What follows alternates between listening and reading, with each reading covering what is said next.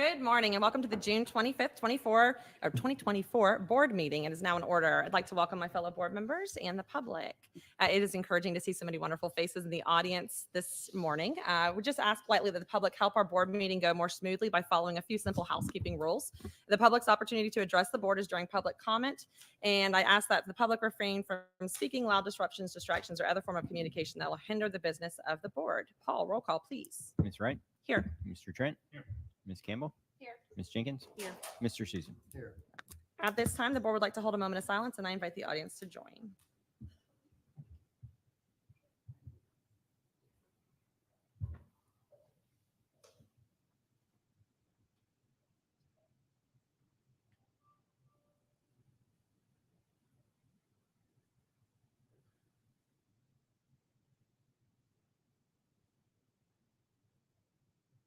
All right, please rise for the Pledge of Allegiance. I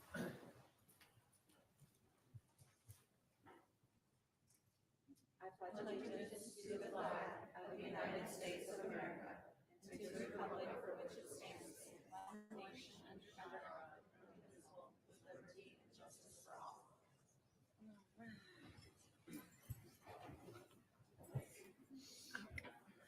A wonderful elusive microphone that turns on and off. All right. At this time, I'd like to welcome my fellow board members and Dr. Rendell an opportunity to recognize students, staff, and members of the community. Mr. Susan, are you okay if I direct to you first? I know, because I thought there's a special guest or special guest in the audience. So It's also funny you did that because I was thinking, sometimes I should have her come this way because you always ping Ms. Jenkins first. typically, I know. I like to go first sometimes too. So, all right. So, hello everybody. I wanted to take a second and thank Ralph Williams for their summer enrichment programs. I was very surprised when I went over there to look at the STEM and reading program that they had in the library to find out that they actually have archery in the back. And I walked back there, and yes, there were kids with bows and arrows doing archery, which is incredible when you sit back and think about some of the enrichment programs. And many people don't know, but we have enrichment programs going on today all across the district, and they've started since the beginning of school.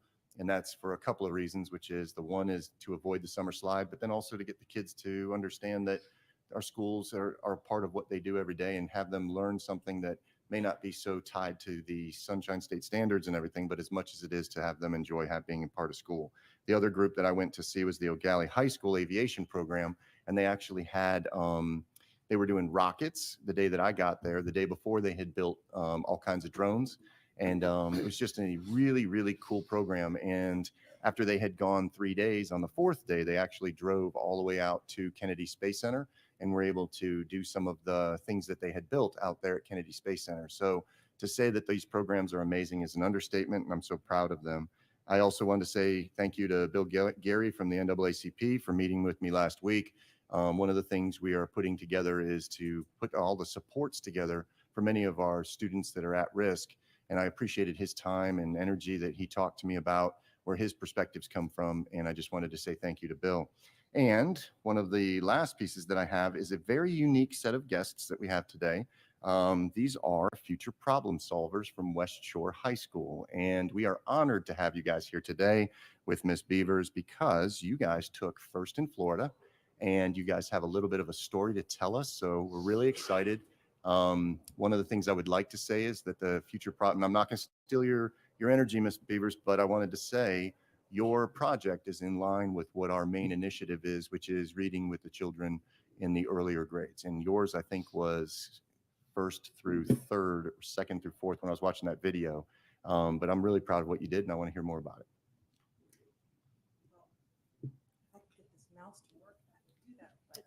Do you want to, Ms. Beavers, you want to bend the microphone down to where it's.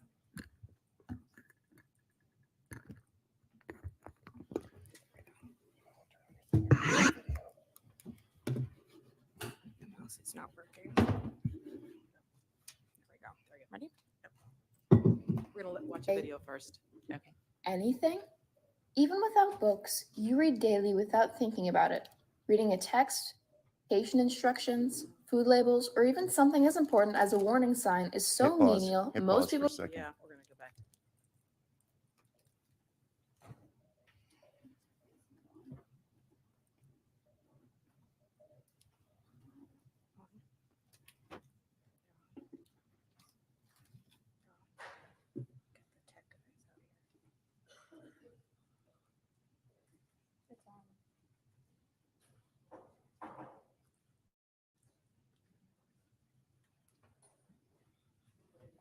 Oh, there we go.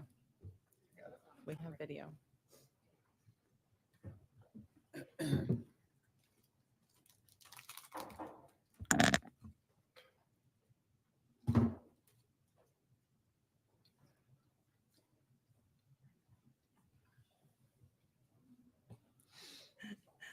Our next future problem solvers will be our technology. Yeah. Future problem All right, we need you guys, we need your problem solvers to figure out what's going on here for us.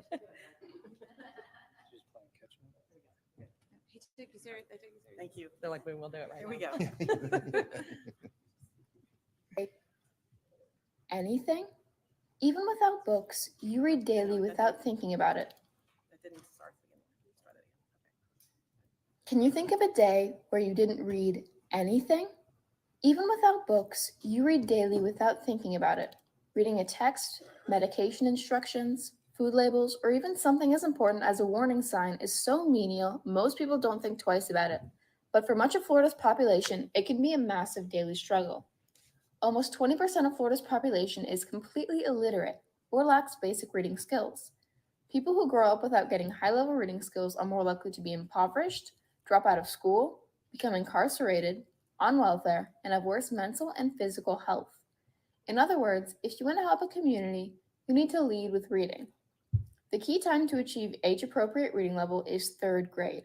By 3rd grade, every subject starts requiring independent reading, and students below grade level start to fall further behind in all subjects and are less likely to ever get on reading level. Unfortunately, 65% of 3rd graders at Creel Elementary are below reading level.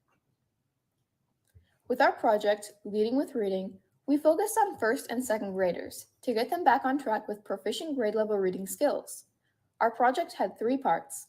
First, we leave our school twice a week, sacrificing our study hall and lunchtime to go to Creel Elementary and work with the students there, being their reading buddy. Students are more enthusiastic to read because they enjoy being with their teenage partner. Second, we developed a letter system, exchanging letters with our students to encourage them to read and write outside of school hours at home. And lastly, we collected over 1,000 books and donations from around our county, bookstores, publishers, and library sales to give to these students because many didn't have any at home to practice with. The most important part of our project was getting kids excited to read.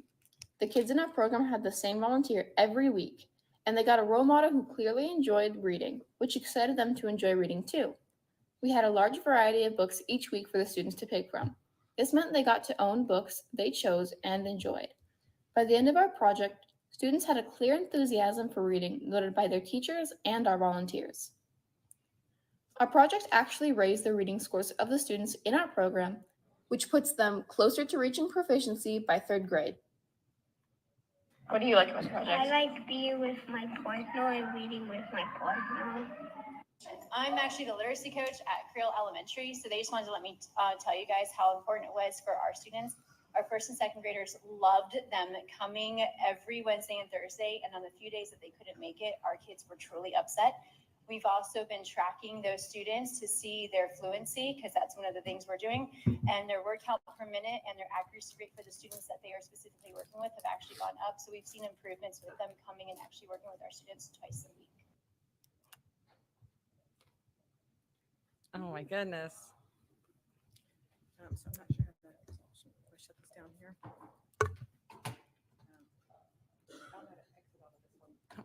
Okay. So what that video doesn't tell you is how incredible this group of that we have with us is. What they did is this has to be led by students. So this has to be thought up, investigated, and researched, and then put on and performed by students. There's no parents hovering over them saying, you need to do this, you need to do that. What about this idea? They have to look around their community, find the problem they want to solve, and then solve it. So in doing so, they do a lot of research about what the problem is. That they started off actually thinking they're going to help with math. They thought, oh, math is something we all like, let's do that. Then it led to why are the math scores down? And that led to, well, if reading scores are down, math scores are down. And we went down the hole to where does that start? Where is the main point that we can make a difference? And they found that 1st and 2nd grade are the grades that you want to bring them up to level before 3rd grade or by 3rd grade, because that's the main indicator is if they're going to be successful in high school. And they have a 5-time greater chance of failing high school and dropping out. if they're not proficient by third grade. Yeah. So it's a really big indicator about where our schools need to be. And these kids thought up the idea, implemented the idea, thought of ways to reach these kids outside of school, letter writing back and forth, which was a lot of these kids had never written a letter before. So it was a whole new territory for a lot of them. But I wanted to let you know, it's not just the project, it's the journey to get them there. And these kids are thinking outside the box and solving these problems. Can you say something? So we'd really appreciate help in spreading the program to other schools next year. Yes. And they won first in state. Where's our trophy? And we won Good job. second in world. Second in world. That's incredible. That's amazing.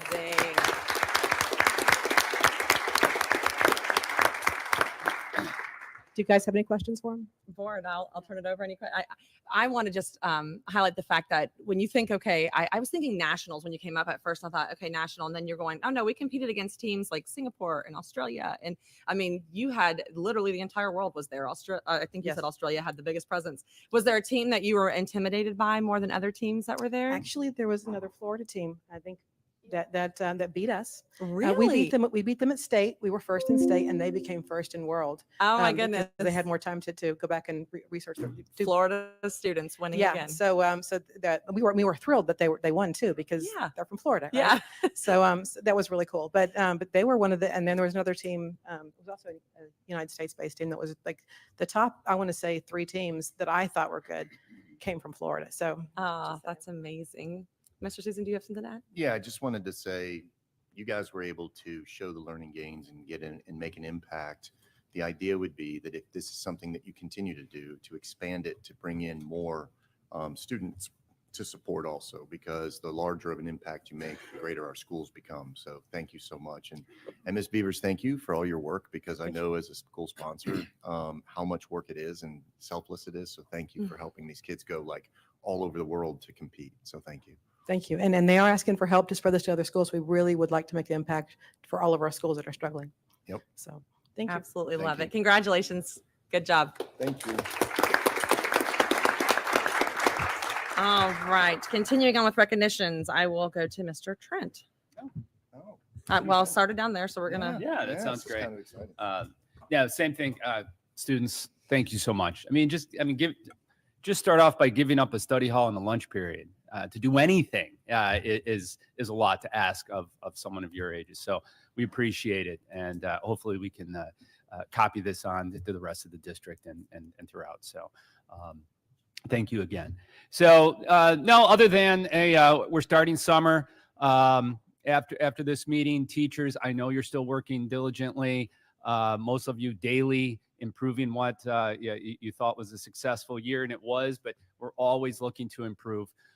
Students, same thing.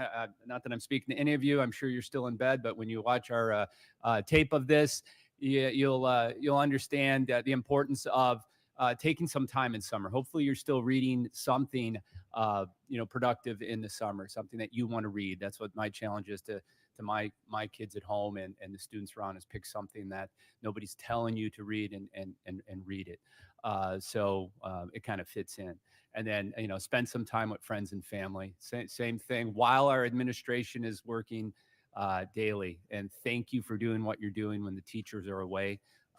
Most of us as teachers, I'm sure we all do, we appreciate the hard work you put in the summers to make us, successful during the school year. So that's about it. Get some rest. We'll see you back here in July. Thank you, Ms. Jenkins.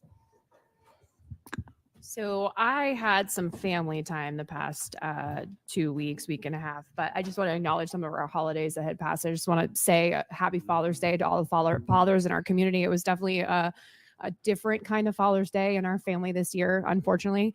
But it's a really good time to acknowledge all of those men in your lives who support you. And so thank you, formally to our male mentors that come into our schools and are models for our students. That day's for you too. It's not just for fathers. And I just want to say happy Juneteenth to all of the people in our community who celebrate that. And thank you to the different cities and municipalities across Brevard County who had special events for our African-American community, and for everyone to come and enjoy and acknowledge that we are one community together. Thank you. Thank you, Ms. Jenkins. Ms. Campbell.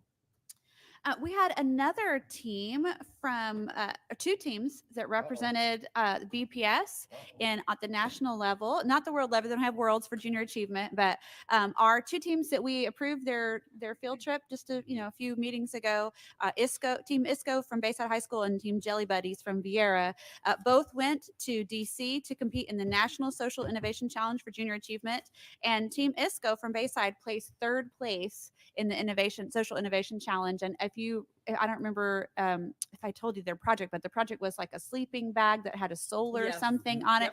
I mean, so creative. And so, and they were our district winners, but they won third place. And both of them did excellent jobs in their presentations from what I have heard. I also wanted to remind everybody that this weekend is the culmination of the Summer Fine Arts Theater Workshop. That the students who have been part of that are rising 9th through 12th graders who auditioned to be actors and singers and dancers and musicians and set builders and all of that. Those performances will be this weekend. So I was just checking, our website's changed. So yay. I want to recognize the educational technology and the Roll Over New website. Woohoo!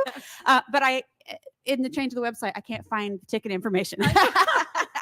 So I'm going to ask our government community relations staff if they would put it on social media again, if they haven't already, to put where to get the tickets. But the North Show, both shows are going to be Thursday night, Friday night, and Saturday afternoon at 2.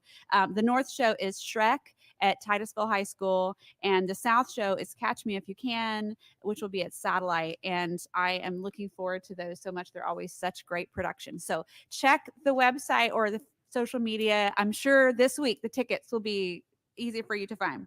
But I do like the new website. Yes. So those are mine for this week. Thank you. Thank you, Ms. Campbell.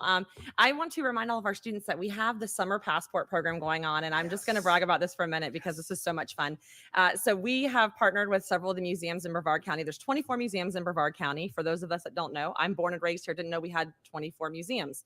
I'm ashamed to say that, but we have created a summer passport to really give students the incentive to go to each one of these museums and get a stamp so that they can get a certificate of completion. But I just want to give a shout out to government and community relations because we had so much fun delivering the passports to these museum sites. And for the North Brevard Historic Museum, they actually have yearbooks that go back to the 1940s. So for my North Brevard folks, if you want to go find possibly a parent or grandparent in a yearbook, you can go there if they graduated from Titusville High School and look at old yearbooks. A lot of fun walking down memory lane. So I'm just encouraging our families to get out there and go visit these museums over the summer. And that is all that I have. Dr. Rendell. If I could give an update real quick to that. Mr. They started seeing all of the students actually coming to the Good. museums, and they were so tickled. We had a meeting last Thursday with all the museums at my office, and they were talking about how the kids were in there excited. They were excited, and it's just a good overall program. So I just wanted to say thank you for recognizing. Good deal. Dr. Rendell. Just to follow up on that, I encourage our students to put down the video game controller, get off the couch, and go visit those museums. There's a lot of history, rich history right here in Brevard County, and go to those museums and you'll learn about it. And there's a lighthouse here in Brevard County. You don't have to go to St. Augustine for lighthouse. So check out the program this summer. Thank you. All right. That brings us to the adoption of the agenda. Dr. Rendell. Thank you, Madam Chair. On this morning's agenda, we have 27 consent items, 3 action items, and 2 information items. Changes made to the agenda since released to the public include the following. Added was F22, suspension of administrative employee, F35, Titusville High School roof and HVAC renewal, additional construction management services, and H39, 2024-01, Live Local Act Property Exemption Resolution. Revised were F13, job description athletic trainer, F26, entitlement grants, and H38, procurement solicitations. Do I hear a motion? Move to approve. Second. Any discussion? Hearing none. Paul, roll call, please. Ms. Jenkins? Aye. Ms. Campbell? Aye. Ms. Wright? Aye. Mr. Trent? Aye. Mr. Susan? Aye. All right. We are now at the staff or the administrative staff recommendation. Oh, sorry. I jumped ahead. We have people we need to recognize in the audience, and I don't think it's on here. Is that correct? Are we going to the administrative? No, sorry. I'm going back and forth. We are now at the administrative staff recommendation. Sorry, guys. Do I hear a motion? Move to approve. Second. Any discussion? None. All right. Paul, roll call, please. Ms. Jenkins? Aye. Ms. Campbell? Aye. Ms. Wright? Aye. Mr. Trent? Mr. Susan? All right. Dr. Rendell. Thank you, Madam Chair. So at this point, I'd like to recognize some people in attendance who just got promoted to different positions. So first, we want to introduce Janet Murnahan to our new Chief Strategic Communications Officer. Congratulations, Janet, if you want to come up to the podium.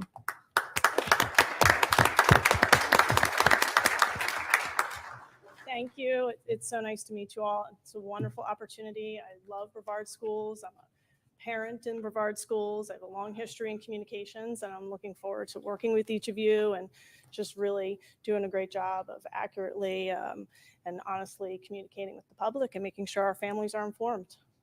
Thank you. Thank you very much. Thank you.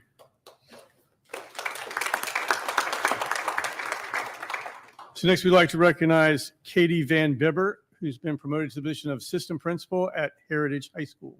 Come on up.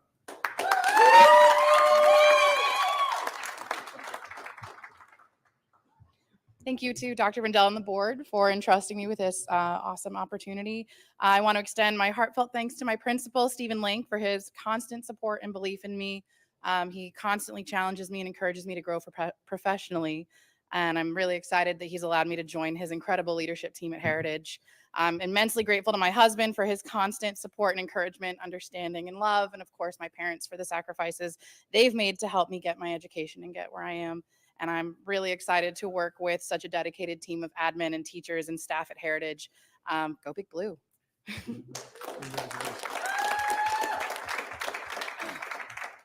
So now we'd like to welcome back Kim Humphreys, the position of Assistant Principal at Vieira High School. Kim, come on up.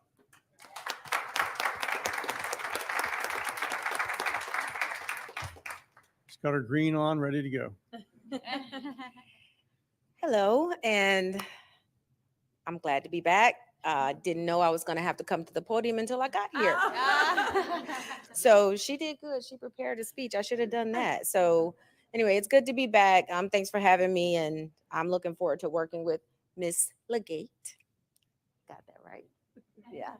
I thank her and her team, the time that they spent to meet with me and interview me and select me for this process or for this position. And my husband, he puts up with everything from me. So I appreciate him. All right. Good to see you. Congratulations. Okay. Welcome back. Now we'd like to congratulate Glenda Muha on her appointment to the position of Assistant Principal at Westside Elementary School. Glenda, come on up.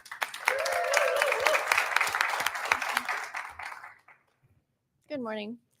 Thank you for having me, the school board, Dr. Rendell, my friends and family who are here, and my new assistant principal, Mrs. Williams. I would like to say thank you for being here. I believe that every student should have a team of adults whose main priority is to help them be successful. And I am just grateful and honored to start that journey with Westside Elementary School. And I also would like to thank my husband for always being there when I'm working all the time. And I would like to thank my current principal, Ms. Finstead, for just being the perfect role model for how to be a great leader. So I'm very excited. Thank you. All right.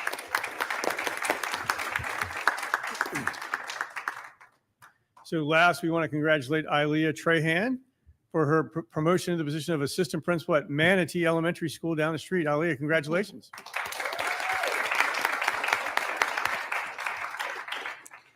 Thank you so much. So members of the board, Dr. Rendell, this is a very full circle moment for me. So I'm excited to be back in Brevard. I would like to thank my new administrative team for being here to support me today. I think that's awesome that they're here, and Shannon Daly for seeing how great I could fit on her team and deciding I would make a good part of her team. I'd like to thank my friends that are like family to me for being here as well, and everybody else who's been a part of my journey, growing up as a product of Brevard and now administration in Brevard. And of course, I have to thank my kids and my husband because, as you know, they are always our #1 cheerleaders. My husband does so much to help making sure that everything runs smoothly when I'm not there. We kind of take turns and tag team that. So I'm very appreciative to my family and my awesome kids, my awesome husband. Thank you so much. Congratulations again. All right, we'll take a short recess to grab a couple photos if that's okay. So we will reconvene at 10 o'clock.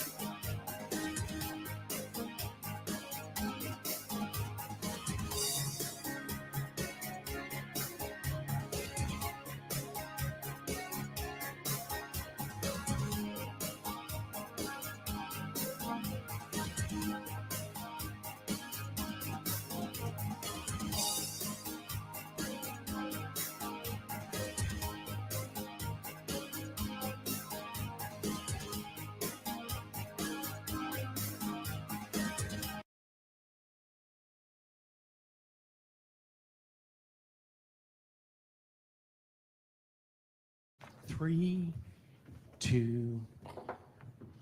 All right, welcome back. We are now at the public comments portion of the meeting. We have 13 number of speakers. Each will receive 3 minutes. In an effort to remain unbiased, I'm going to ask Mr. Gibbs to call him to the podium, but I'm actually going to control the clock.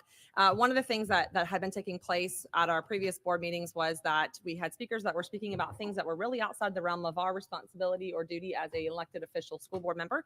So I'm going to remind the public of the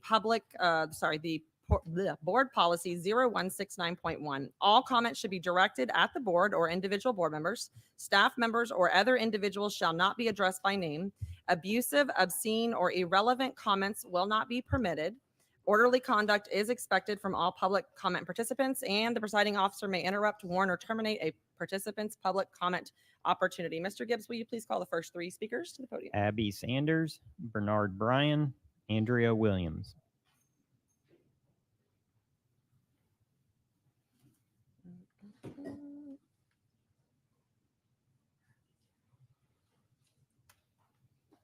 Hello. I would like to address the members of the school board. First thing I would like to say is we don't want guns in our schools.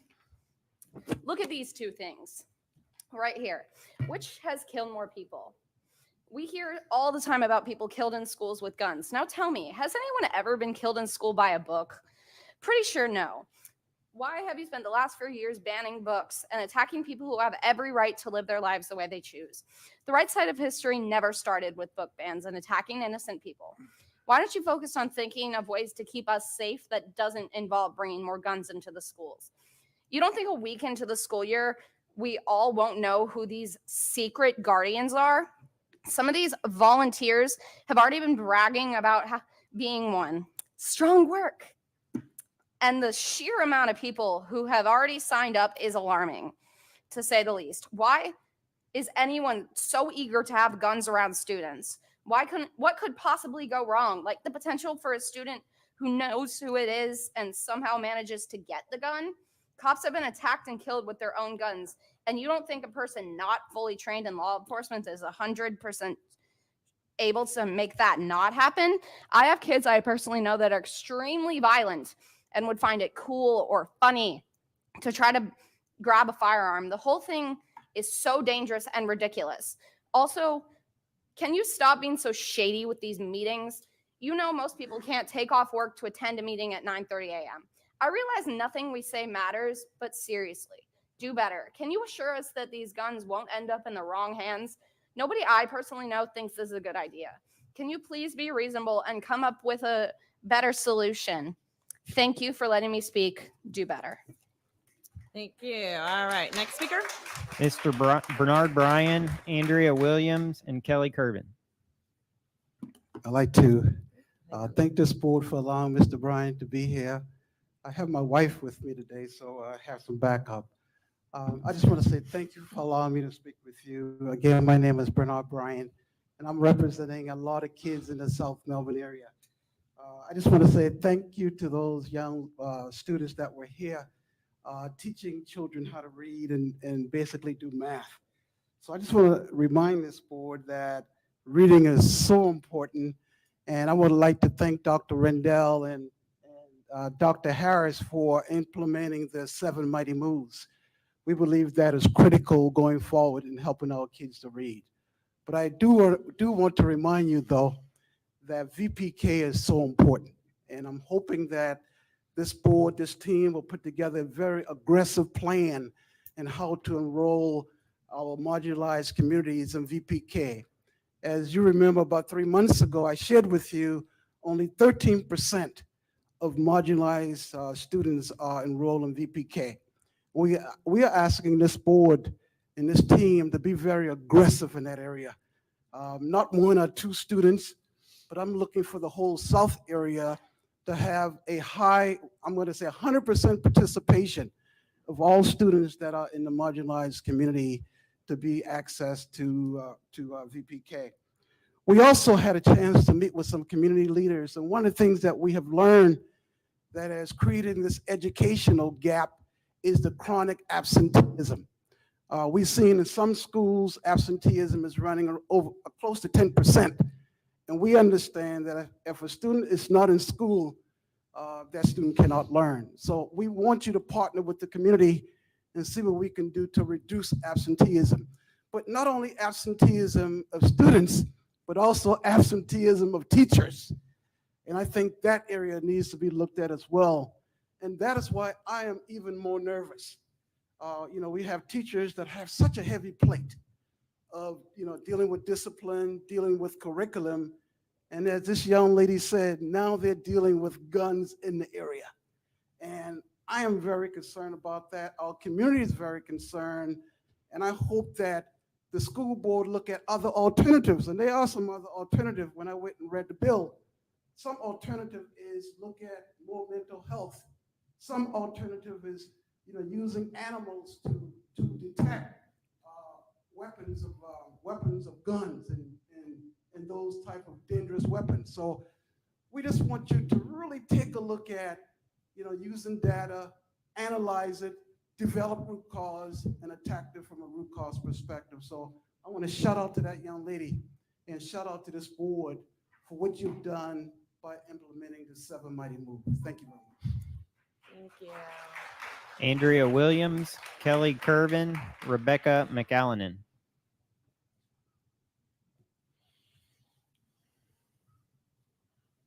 Hello, my name is Andrea Williams. I am a board member for the Democratic Public Education Caucus for the state of Florida.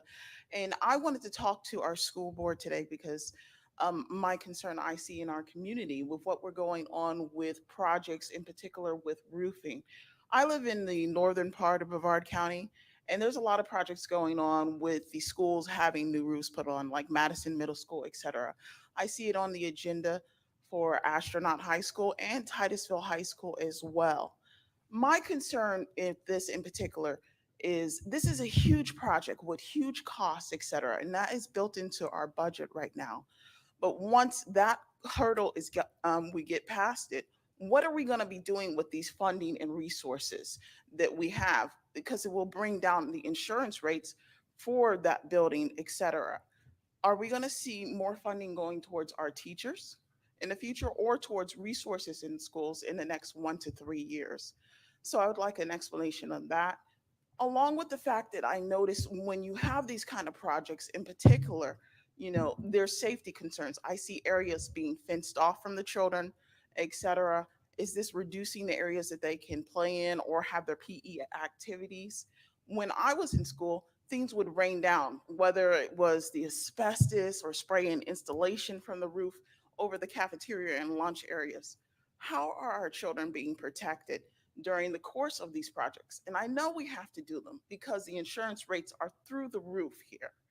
But once we get past this hurdle, I want to see the fiscal responsibility of what we do to put either more resources into the school or towards our teachers, which are at a hardship right now. In the state of Florida, we're 50 out of 50 states with the worst pay for teachers. I read an article in particular that said the teachers are often having to have a full-time job, a couple side hustles, and even selling plasma to make rent when they don't have multiple incomes in their family household. So I want to see more resources being applied to either the teachers or into the schools to improve the education of our children in particular. And I also want to know about what's going on to safeguard our children while these projects are occurring as well, which are absolutely necessary, but what's being done to promote their safety. Thank you. Thank you. Kelly Curvin, Rebecca McAllenan, Cassidy Nicholas.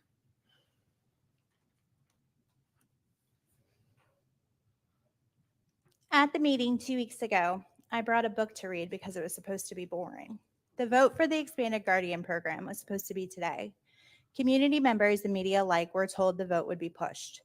Instead, Matt Susan, Jean Trent, and Megan Wright voted to ignore their obligation to the community and instead embrace shady and corrupt behavior while shutting the door on honesty and transparency.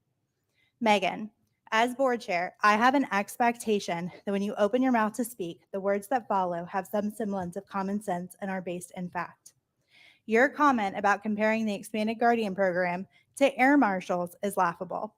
In 2023, the United States was estimated to employ around 4,000 air marshals. On any given day, the United States averages 45,000 flights. No, there is not an air marshal on every single flight. Your pretend scenario of, quote, you don't see them, but you know they're there, end quote, is a fallacy. Statistically, they're not there. You want more guns in schools for reasons that defy statistics and data, so just own it. Using fallacies to justify poorly planned and rushed out expansions damages BPS's already tarnished reputation. Speaking of tarnished reputations, I'd be remiss if I didn't point out who's missing in this room. Obviously, I can't say his name, but we all know who it is, and that became very clear 2 weeks ago. First and foremost, a qualified and competent professional has been fired, and that person could have avoided all of the negative press. I know this because despite what most of you believe, he wasn't my ally. In fact, him being so good at his job made it harder for me to inform the public on the shady behavior, bad governance, and corruption that comes out of this board on a weekly, sometimes daily basis. But what has really spoken volumes is the poor communication that followed. A daily press release with questionable grammar and word salads does nothing to tell the community what is happening within BPS. The amount of negative feedback you've received while trying to promote positives within BPS should be eye-opening to all of you. Not to mention that it didn't matter what online platform you were on. The amount of people who thought the expanded Guardian program meant arming teachers should give you pause. If this board was transparent and didn't operate in the dark, citizens would know the facts, not the rumors. Again, a qualified professional would have helped. Many, many meetings ago, I said I was trying to hand you all a fire extinguisher. You just had to take it. Instead, you've chosen gasoline while BPS burns. And the irony of this is I need BPS to succeed. I want BPS to succeed. But if all we have is ignorance, immaturity, corruption, and a lack of integrity, as the majority of this board and in this chair of superintendent, we all lose. All right. Rebecca McAllenan, Cassidy Nicholas, Amber Yance.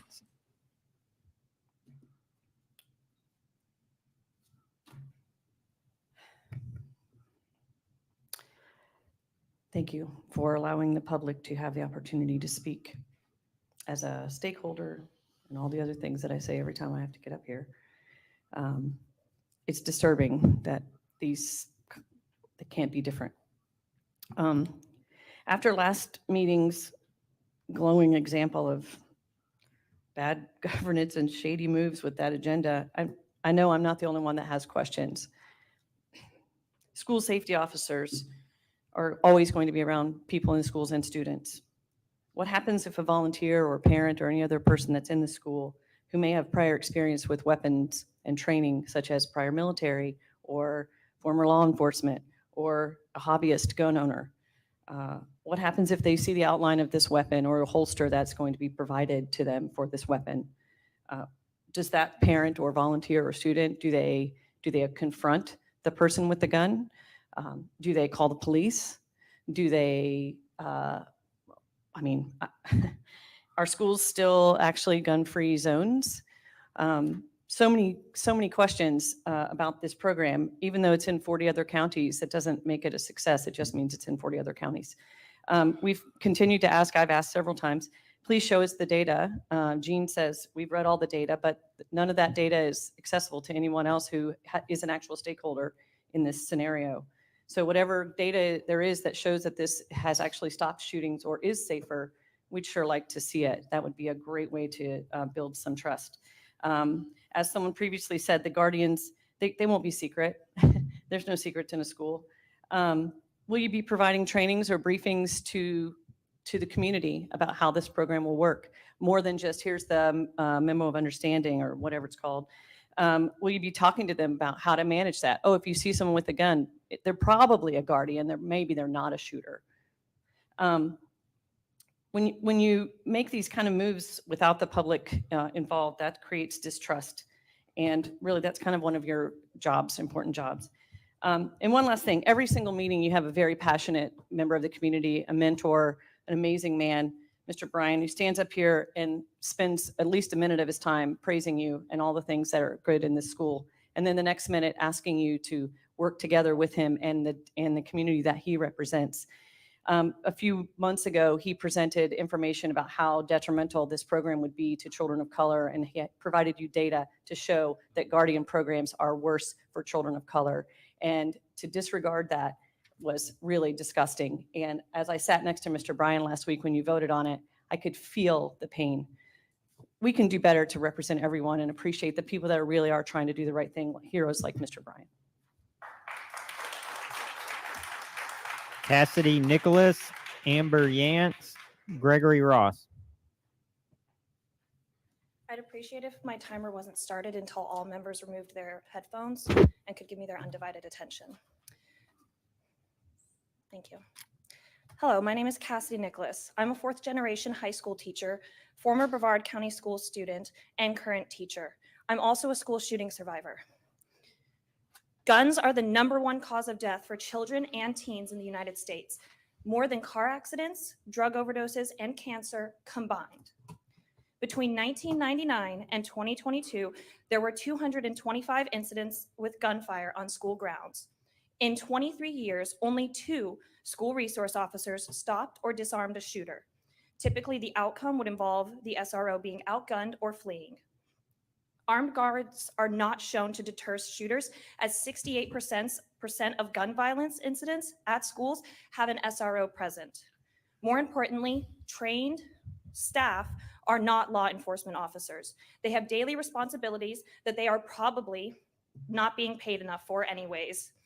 Instead of investing in actual security measures, such as metal detectors, you are putting students, teachers, and staff at risk. Armed staff are more likely to shoot bystanders and be shot by law enforcement during an emergency. The National Association of School Resource Officers strongly opposes the arming of staff, as it poses a risk to law enforcement, students, and teachers. 73% of teachers and 63% of K-12 parents oppose arming staff, but I assume you knew the unpopularity of this program, given the sneakiness of how this was voted on. Mr. Trent, I'd really like everyone's undivided attention. I'm watching you right here, ma'am. Teachers, students, and community deserved a chance to voice concerns before voting on something that has potentially fatal consequences. Arming staff also increases the likelihood of student access to firearms. There have been numerous cases of students stealing guns from teachers or having found lost or misplaced guns from staff. Staff also have keys, which guns and keys, that's a very lethal combo.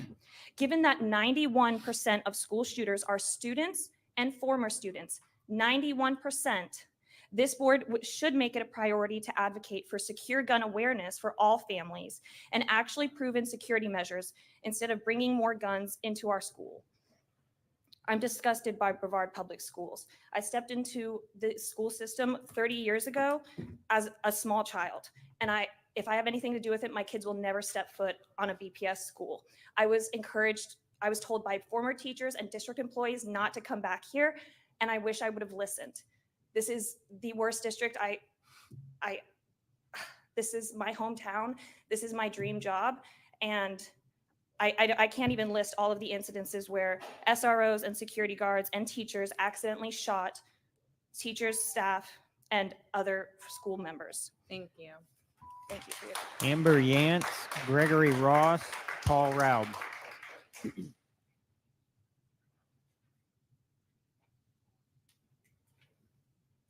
Hello, my name is Amber Yance, and I'm the parent of 5 BPS students in South Brevard. I stood in front of you this last school board meeting regarding the Guardian program. I cautioned this board about making a rushed decision. Where's the data? I would love to see the data that you all spoke about when you made this decision. The very next morning, the news headline on my phone was School District of Palm Beach County employee accidentally shot during training exercise.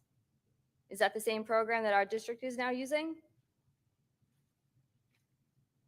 Right there is exactly why this is so dangerous.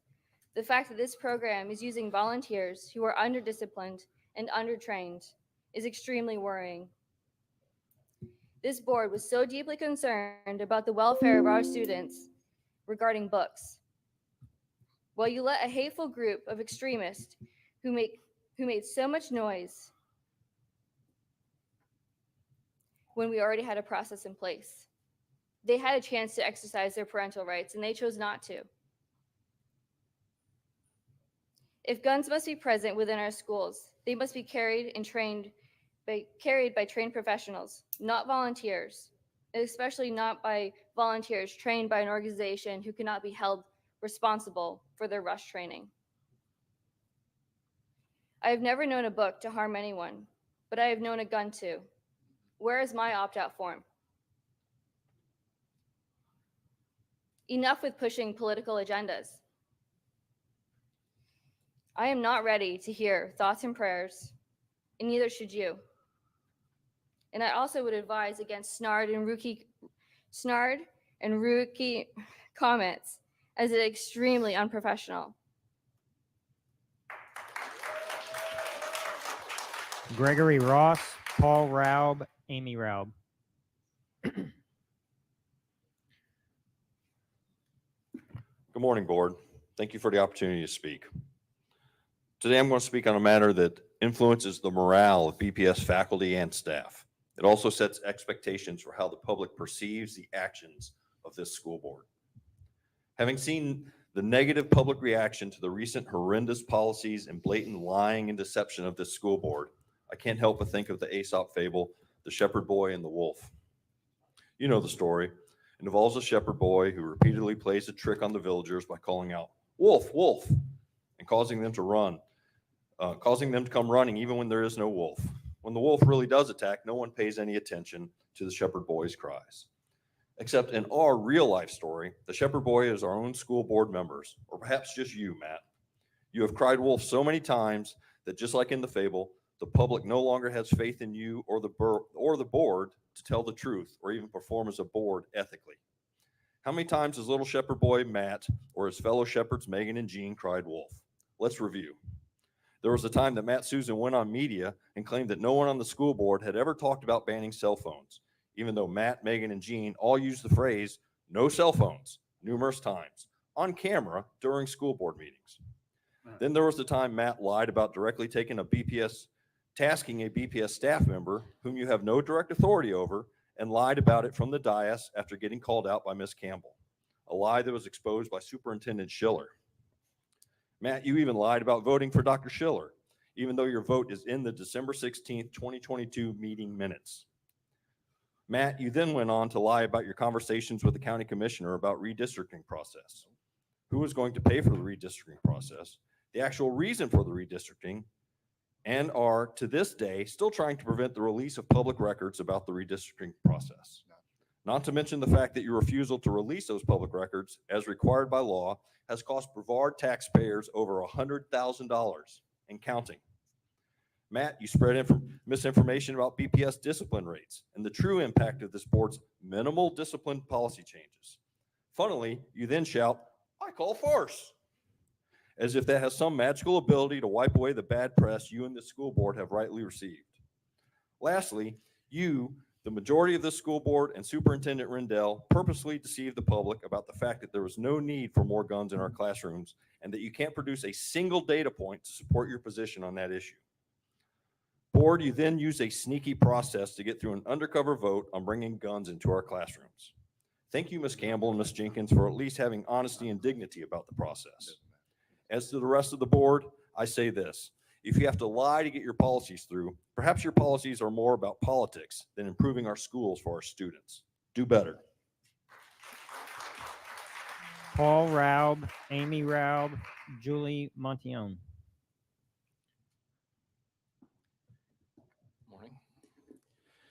So let's talk about risks, actual versus theatrical. An easy way to get support or appear to be taking action is to promote, hype up, talk about a risk, and then announce, "I have the solution. We must do something. This is something, therefore we must do it." Obviously, we've seen this over the last couple of years with books, which are somehow dangerous. But now we have this assumption that we must bring more guns into the schools somehow for some reason. Now, everyone wants safer schools for our kids, but the jump to, therefore, more guns. Again, as everyone keeps saying, without supporting data. And And Ms. Campbell, in the last meeting, you said that it was ironic that the people who a few years ago didn't want any SROs or more SROs in our classrooms are now saying, why not just do this with SROs? That wasn't the point that the people are making. It's not, hey, more SROs would be great. It's since the bloodlust is here and we seem insistent on bringing guns into the school anyway, it would be better of the two alternatives if it were trained law enforcement personnel. The prevailing opinion still seems to be, how about we don't? How about neither? If we're really concerned about the safety of the students, there are a lot of things that could happen. All manner of safety precautions, everything from mental health to making sure that kids are fed and feel safe in their schools, making sure that hazing is taken seriously and not a slap on the wrist to the offending sports program. Gun reduction, there's all sorts of policies that could be advocated for that aren't particularly in control, but are those attention getting? Are those votes getting? Are those donation getting? I guess not. They're not flashy. More guns. And leaving aside, it's been addressed well enough, the really sketchy way in which that vote went down. I mean, we all knew which way you were going to vote anyway, but the shell game with the scheduling, I don't need to say anything about it. There's no spin needed. But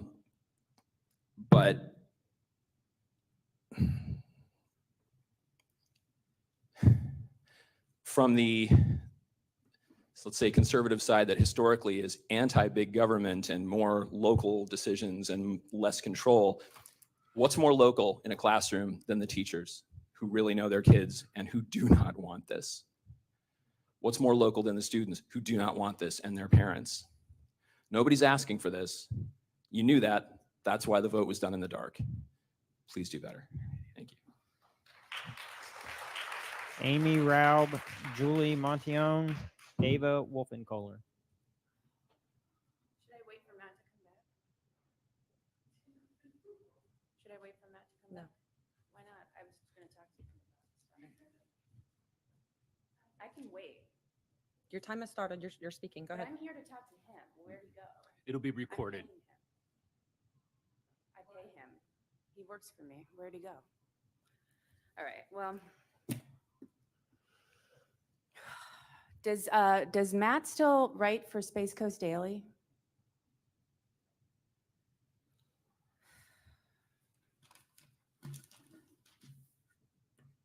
Hey, Megan, if something happens to a child because of your gun crazy, going with your gut instead of data decision, we're coming for you. Is that a threat, Ms. Raub? If something happens to a child with one of these guns, I want you to be prepared. Ms. Raub, I'm going to pause you for a moment. I If will you make sure a every- threat to an elected official, just so that you're aware of what. Do you understand Everybody, the you will have ramifications of blood making an on effect? your hands. Do you How understand dare this? you bring guns into the classroom with our children? Nobody wants this. Mr. Gibbs, am I allowed to have her Mr. removed for making a Gibbs, threat to help, public officials? help. If she's making a threat, then I would recommend warning her. As Ms. Campbell I'm suggested. warning you. If you make another threat, I'm warning you. you'll be removed. I am warning you. I'm going to go ahead and ask for her to please be removed from the meeting. Mr. Wilson, can you please help escort out Ms. Raub? Thank you. All right. All right, it's Next speaker. Julie Montione, Ava Wolfenkohler, and Aiden McFadden.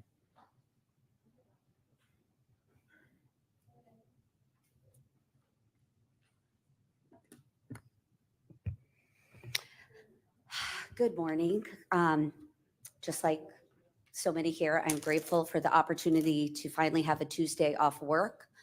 I'm not sure how that decision was made to start doing morning meetings, but I'm grateful for the opportunity to be here.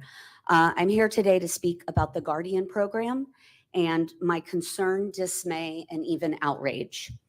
I'm very concerned that we are adopting a program that increases the amount of guns in school, where we're looking at surveys of people who approve it as data of efficacy.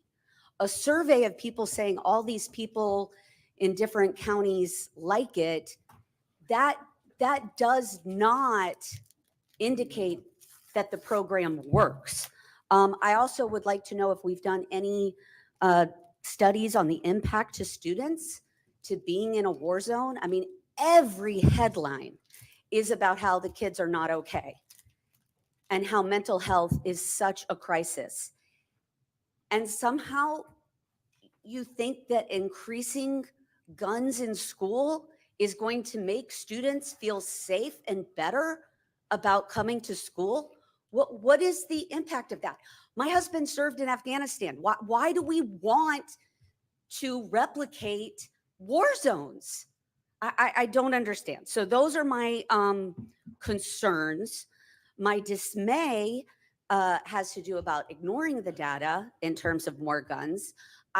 I would love to ask you all of this. If more guns make us safer, then why isn't the US the safest country on earth? Why do we have the highest rate of civilian gun ownership and the highest rate of gun violence?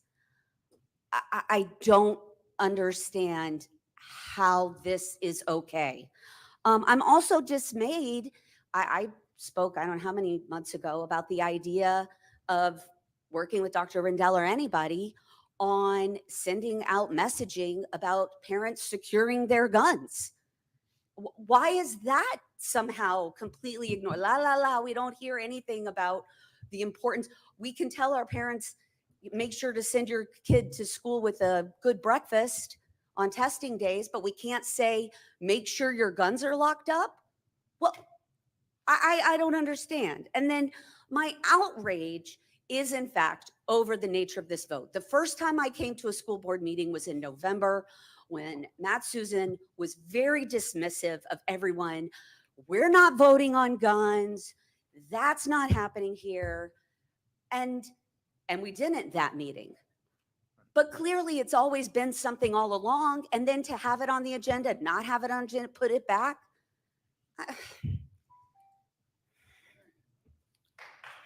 Ava Wolfenkohler, Aiden McFadden.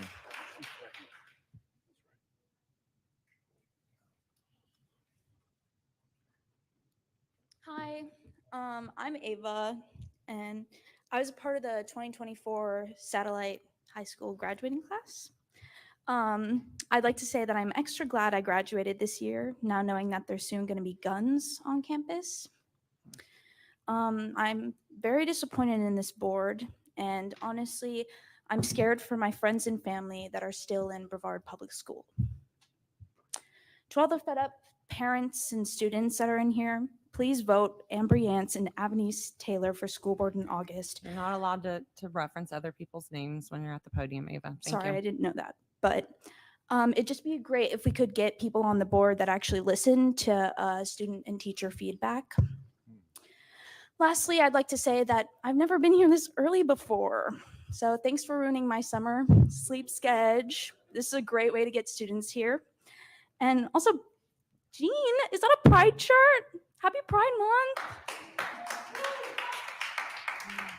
Aiden McFadden.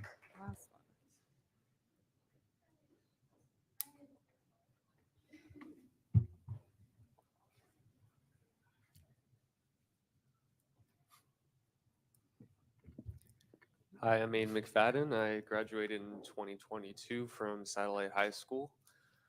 I just want to talk about the idea of being an elected official and being a representative of the teachers and the students and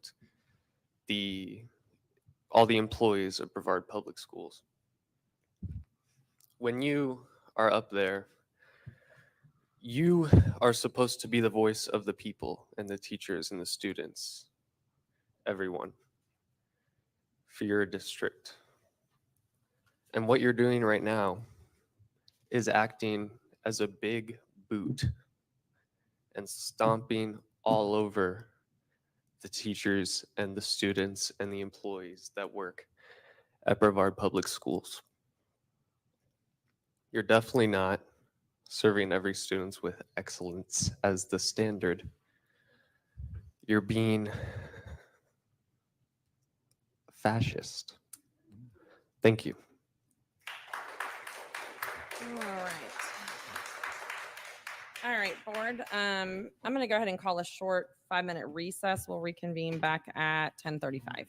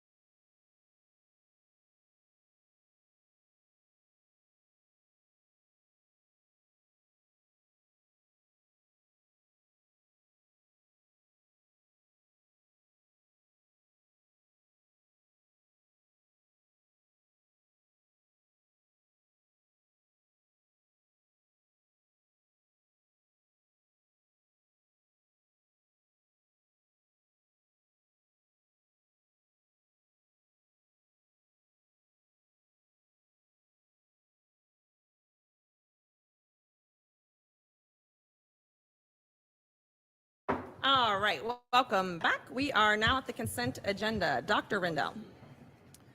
Thank you, Madam Chair. There are 27 agenda items under this category. Thank you, Dr. Rendell. Does any board member wish to pull any of the items? I do. All right, which items? Sorry, just give me F13. That's it. That's it. Sorry.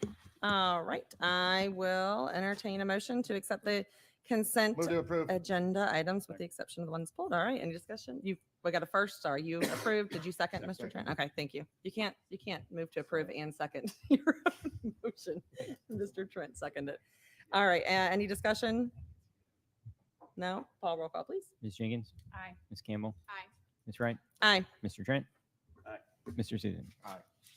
All right, and now we're going to go back to F13.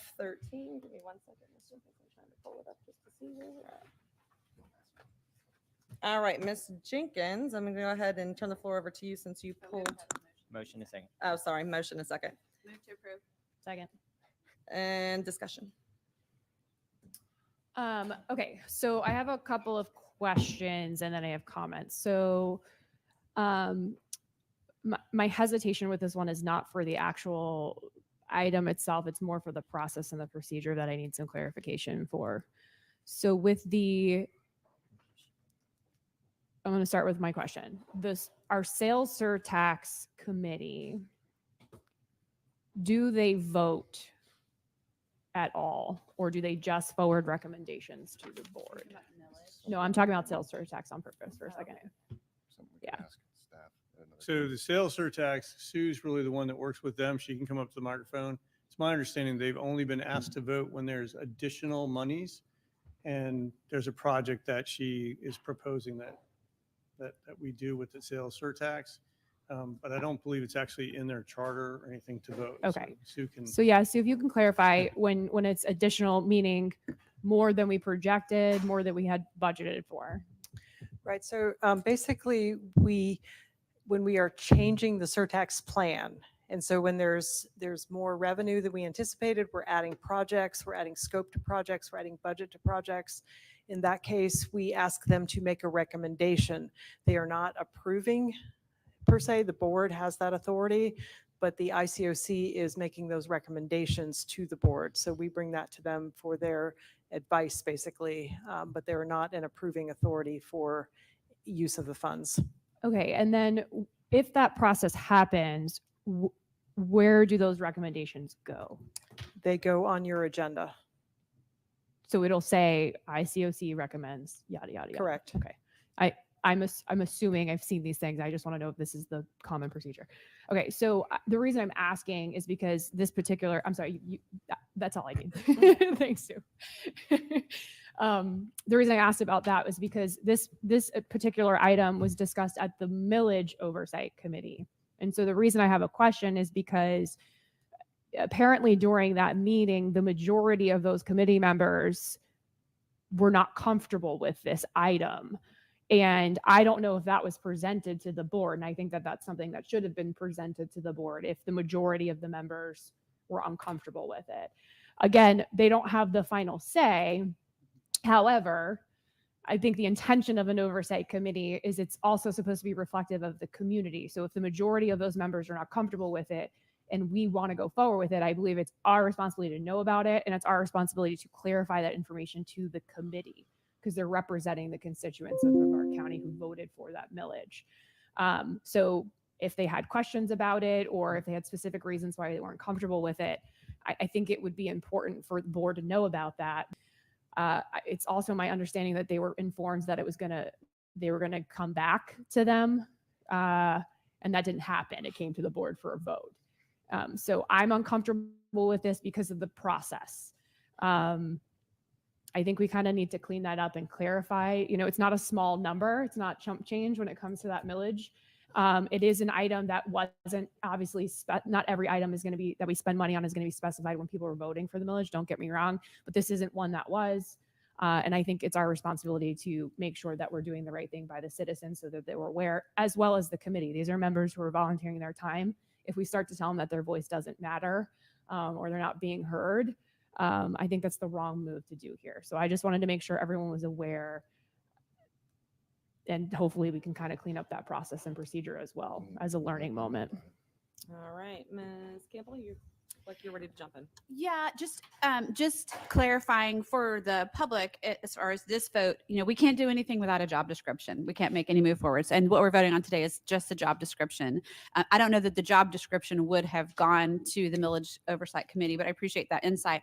My view on the Oversight Committee is similar to the Sales Surtax Oversight Committee, is that their job is to make sure that we spend the dollars in accordance with the way we put it forward to the public that we're going to spend it, the percentages, the MOUs when it comes to millage and things like that. What we have discussed as board, what Dr. Rendell has presented to us as far as the different things that he's proposed we do is that chunk that I think it's believed 16% of the millage that was really undefined except for to say student programming. And we've already designated that to go towards the media assistance, correct? Or we will be, because I think we used other dollars to do that this year, but media assistance, the IAs that we've talked about, and then now athletic trainers, if that's where it's coming from, is millage. It falls under student programming, and so things that will support students in generic. So I'm just going to say this. I believe that direction needs to come from the board giving the superintendent approval, and the oversight committee's role in that would be to say, does this having athletic trainers to support our athletic programs, does it fit within the parameters that the board presented to the public, which is that we're going to spend that 16% on student programming?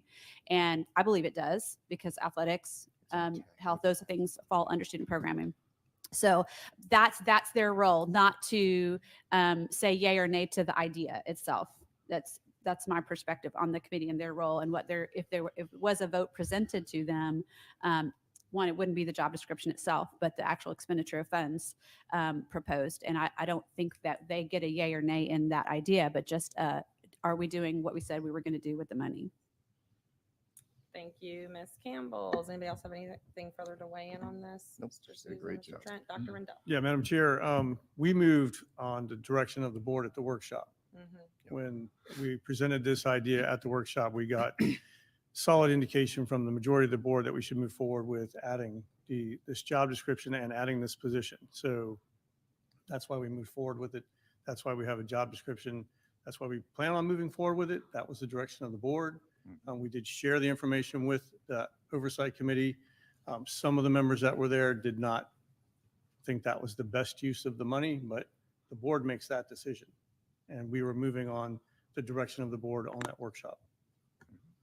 So I want to follow back for a second. So just to clarify the confusion here, because even Ms. Campbell, I don't want to put words in your mouth, but seems a little confused because this is just the job description. But yes, it has already technically been given the majority of support to move forward. So I just want to make that clear. And so when it came to the oversight committee, it wasn't some of the members, it was 4 out of 5 members. 4 out of 5 that were in attendance that day. But so I think that that's important for us to acknowledge. And if that happens, at a minimum, it's important for the board to be aware of that. Because if there are concerns, then those questions are going to come to us and we're going to be blindsided by something that already has been moved and voted on. So again, I'm not saying I disapprove of the choice that's being made here for these athletic trainers, but we need to learn from the process that went down a little bit and clean it up. And again, it's a newer committee, and it's, we're going to learn as we're growing and going, but I think the board needs to be informed of their viewpoint, just like we are for the sales tax. Thank you, Ms. Jenkins. Any other further discussion on this? I'll leave it alone. I would just, is that something that can be sent to us when they meet? Can the staff member of that just forward us the minutes of the meeting? We can certainly make sure that you get the minutes after they meet. Thank you. Thank you. No further discussion, hearing none. Paul, roll call, please. Ms. Jenkins? Aye. Ms. Campbell? Aye. Ms. Wright? Aye. Mr. Trent? Aye. Mr. Susan? Aye. Thank you. All right. Dr. Rendell, will you please let us know about the items under the action portion of today's agenda? Yes, thank you, Madam Chair. The first action item is H37 department/school initiated agreements. Do I hear a motion? Move to approve. Second. Any discussion? Hearing none. Paul, roll call, please. Ms. Jenkins? Aye. Ms. Campbell? Aye. Ms. Wright? Aye. Mr. Trent? Aye. Mr. Susan? Thank you. Dr. Rendell, will you please let us know about the next item? Thank you, Madam Chair. The next action item is H38 procurement solicitations. Do I hear a motion? Move to approve. Second. Any discussion? Hearing none. Paul, roll call, please. Ms. Jenkins? Aye. Ms. Campbell? Aye. Ms. Wright? Aye. Mr. Trent? Aye. Mr. Susan? All right. And Dr. Rendell, will you please let us know about the next Thank you, item? Madam Chair. The last action item is H39, a resolution of the School Board of Brevard County, Florida, pursuant to Section 19787, paragraph 30 or O. Florida statutes electing to not exempt certain property under Section 196.19783D1A, Florida statute referred to as the Live Local Act property exemption. Do I hear a motion? Move to approve. Second. Any discussion? I do. So I did my best to educate myself on this issue, the most convoluted, complicating thing I could ever possibly get thrown in front of me. And I did my best to consume the Schimberg annual report. So I'm going to say something, and if someone thinks I'm totally inaccurate, please tell me and tell me why. But the only reason why I'm going to probably vote against this is I know we have the authority to do so based on some of the wording. But in that annual report, my understanding is it says 80% of the AMI or the 120, or it's a range, however it's worded on there. 80 to 120. Thank you. And so I know that based on that report, we're fine to do so with the 120. But I don't agree that we are with the 80. And just, I would be more comfortable if it was within the range. I don't know if I'm reading something incorrectly, and if someone wants to correct me, that's fine. Or if it's just, I'm just having a differing opinion, and that doesn't matter either. That's fine. But I just want to make it clear why I'm going to be voting no on this. All right. Thank you, Ms. Jenkins. Happy to jump in. Ms. Campbell. Yeah, it is definitely confusing, and it's kind of like I mentioned that our workshop last week. There's some seems to be pros and cons to everything, but when I think the thing that made it most clear for me was, I think actually it was an attachment you forwarded to us. There was a chart that listed all the counties, and it showed like inventory of available housing for that tax bracket versus people who are renting in that. So that one, go down to the bottom. Well, this is the report. No, there was no, not that one. There was another chart that just listed like all the counties that are not able to opt out have a negative of available housing in that range. So counties that can opt out, we have available housing in that range. So Right, but that's what this is saying. So in the 120 we do. right. No, it was the overall. It was the overall. So it's a couple things, like I said, it is confusing, and it's a lot to consume. And I saw that same thing. I was like, how are we able to opt out? But it was the total number of available units minus the people who were looking for that housing. And there are counties, some of the counties that aren't eligible to opt out are like in the thousands of ones behind, Miami-Dade and Volusia even. So Brevard has enough housing to support the people who are looking for it, is basically what that number represents. Also, this is something that can be determined every year. It's the Schimberg. We may not qualify every year. It can be determined every year, can be voted every year. So I think that's where I settled on there, because I was like, oh no, we want to have more affordable housing for those median income people. But what the chart is showing is that we actually have enough. It may not be clear, but that the Schimberg report is actually doing all that data of how many were built, what's available, what's the price range. Of course, that's a moving target. That's the other thing. That's probably why they're going to redo the report every year, because that's a moving target, because the building projects as well as the rental level. So, and we do not have to go along. If this is something that every taxing authority has to do individually, we don't have to go along with the county. That just what they did a couple weeks ago exempts just their portion. We can do ours, the cities can do theirs, but it does have to be done by July 1st. So I think this is a good move, because one of the things we don't know how much. Ms. Lisinski, I asked this question a couple weeks ago, and she said, last week she didn't know exactly how much this would affect us, how much income we would lose as a district. For that, and it's again a variable amount, but that is one of the downsides of Live Local, right? It sounds great, but one of the downsides of Live Local, we could have the potential for people to change certain kinds of building or zoning into housing and actually bring students in without providing any additional income to support those students in an area that we might not have a school, or we might not have a school that's got space. And so we're not getting the income from that area, but yet we're still having to provide transportation and education, all those things for that. So it also leaves in there the exemption. We're not opting out of any exemption for below 80%. So if investors want to come in and build affordable housing for those that are below the median income, below the 80%, they still have that. And that's 100% exemption for that. So we still have that opportunity. So I don't know if that made it clearer or less clear, but that's my summary of what I've looked at. So the one Can we all have just a chance to Oh, talk yeah, about I'm it, and then sorry. we'll come back through? Okay, thank you. Mr. Susan, you look like you were ready to go next. Yeah, I just wanted to say, I was talking to Paul earlier, and what this also gives us is the opportunity that if somebody wants to present it to us to say, hey, I do feel that we should be able to get this, they should be able to have that opportunity. So it gives us that double layer of support. So that's all. Mr. Trent, do you have anything to weigh in on this one? No. Okay. And again, I sent that chart I want to weigh in a little bit on this one too, because this one is a little tricky, and I believe in property rights for owners. And so part of, I'm a little conflicted on this one, going, okay, well, you own the property, you should have the benefit that's made available to you. But here's where it gets a little tricky, is that one man's tax benefit is another man's tax burden. And as you explained, if we end up throwing up a huge apartment complex with an influx of children that we're not collecting tax revenues on for the impact fees, we're going to have to figure out how to eat that and basically build a school potentially. And the other part of this that's a little disheartening too, I think, is just for frame of reference, I'm going to go ahead and put these numbers out here, which are all on the internet. You can look them up and find them yourself. But for a 3-bedroom house in Brevard County, if you're at the 80%, so the low end of it, they're still able to charge $1,965 a month in rent and be considered affordable.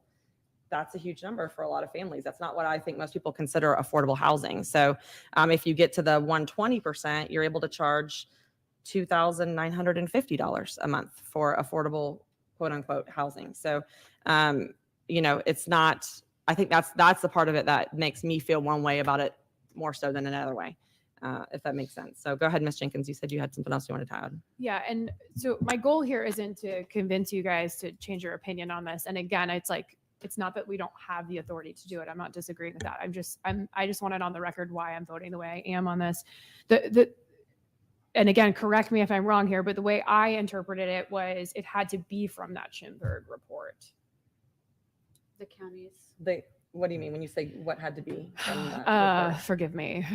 So making the decision to opt out of it, the numbers had to be determined by the Schimberg report, or are we just choosing to use that report? Yeah, that's the Yeah. law. Right. Yeah. Okay. So for me, this chart that you sent isn't that report. I'm looking at it right now. I see what you sent me. So I'm not saying you're wrong by any means, but I get it. So I want to make it clear on the record why I'm interpreting the way I am. And I'm not trying to convince you guys, and I don't think that we can't do it. I just want it on the record. Okay. All right. Any other further discussion? Just for clarification, you said 80% was at what number? 1,900. 1965. So basically any property that For a comes in, 3-bedroom. right, for a 3-bedroom under 1,900 is already going to be exempt. Anything over that, this gives us the opportunity to still charge. Mm-hmm. I just wanted that for clarification because some people may not understand that. Right. Thank you. Right. All right. Any other further discussion? Hearing none. Also, Paul? I just want to be clear too. It's not a tremendous amount of units. No. Right. There's only one potential development that right now this would impact from Right. my research. So that's also why I'm comfortable feeling the way I'm feeling. It's And- not a significant impact. Well, and just to further add to this will be a discussion we'll have to have every year because that report changes annually. So we Every may other year. qualify for it this year, but Every other year. Oh. Yeah, it's good for 2 years. Your exemption's good it's for 2 two for, years. okay, sorry. All right. So we will have to have the conversation again in 2 years, not every year. So, all right. Any other further discussion? Hearing none. Paul, roll call, please. Ms. Jenkins? Nay. Ms. Campbell? Aye. Ms. Wright, Aye. Mr. Trent, Aye. Mr. Susan. All right, we are going to move on to the information agenda, which includes 2 items for the board to review that may be brought back for action at a subsequent meeting. Oh, sorry. No action will be taken on this item today. Does any board member wish to discuss these items? Sorry. That's okay. Sorry. I just found it. It was something that Cindy sent me that I should have forwarded to the board. Also, I'll forward it to you. Are here we after going the meeting. backwards in time right now? or No, no? no, Okay. sorry. Side's good. I Okay. do have a couple of discussion Okay. items if you're ready. We're for not them. there yet. Okay. Nobody wants to discuss any of the items that are going to be potentially brought back? No. All right. So now we're on to board member reports. Does any board member have anything further that they wish to discuss or report? I have a couple of things. Okay. First, what do I do with my notes? The first thing is that there is an opportunity. I, having attended the 3 conferences this year, some short, some long, I am almost done with my travel budget, but some of us use them and some of us don't. But there is a national conference. Some of you guys, if you remember, FSBA left NSBA a couple years ago and joined with several other states, a brand new organization, national organization called COSPA, the Coalition of State School Board Associations. And they have an advocacy conference in September. It's like on the federal. We don't do a lot with federal, but there's a federal advocacy conference where people are coming from all across the country. And Tim Brighton has asked me to be the advocacy chair for FSBA this year. I would like to have the opportunity. I have to double check with my family schedule, but I would like to have the opportunity to do that. But the reason why I wanted to bring it to you guys is it's an expensive conference. It will cost me, over $1,000 to attend, and that's not including airfare, which I'm fine covering the airfare. But the registration and the hotel will be, because it's DC, it's going to be like $1,300 for a couple nights hotel and the registration. So I wanted to check, and I wasn't clear. Was trying to check with Lena. If we pay for it before June 30th, can it count on this year? Because we have quite a bit of money left over because several of us didn't use all of it. But even if we can't, and it goes into this coming year because the conference is actually in the next fiscal year, we usually have some left over. But I didn't want to ask Lena to make those reservations for me if the board wasn't comfortable allowing me to use, because I'm probably going to come up short then at the end of the year if I'm going to continue to attend the things that I need to attend. So just wanted to get a feel for everybody before I. I'd like to weigh in. All right, go ahead. So all of our funds do roll over. It should have been rolling over. That's been a common thing for a long time. So you're okay there. I feel that being anybody that's going to go to, I know exactly what you're doing because I was the advocacy chair also. It's going to be a great honor to have another Brevard person doing it. And I think that part of the under your guidance will be foreign or federal programs. And so I think that it helps you in working with that up there. So I have no problem because literally in 6 days, our budget rolls over and I don't have a problem with it. So, if there's somewhere you can do, I think mine's probably near its end, but you might be able to, I just wanted to kind of clarify, give a little bit of context to the position that you're going to be holding. I think it's great. And then give that guidance from my perspective. Okay. Ms. Campbell, I haven't used any of mine. I had given it to you for other things on purpose. And I'm not planning on using mine. So, you absolutely have permission to deplete mine. And I think it's enough probably even to cover, honestly. And then if someone else needs to shift over to you, or if it rolls over into the 30th or whatever, but I think you're good with that. Cause I have $1,500 for travel and almost $900 for dues and fees left. Yeah. And we have to look at that budget anyway. Yeah. Yeah. And absolutely. Absolutely. Yeah. Okay. Thank you. Same. I feel the same. Well, we have a good relationship with our congressman, Congressman Posey, for the amount of time that he has left. Part of that will be kind of like day in the legislature. It's going to be some networking with other school boards across the state and training. And then there's a whole day set aside to go into the Capitol and advocate on behalf, with the Florida team with as many representatives and senators that we can, congressmen that we can get a hold of. So I appreciate you guys supporting me that, and I'll work with Lena to get those reservations made.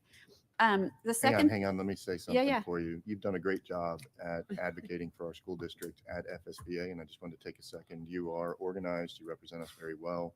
And it's been a great honor to watch you do that. And I can't wait to see you do the advocacy chair.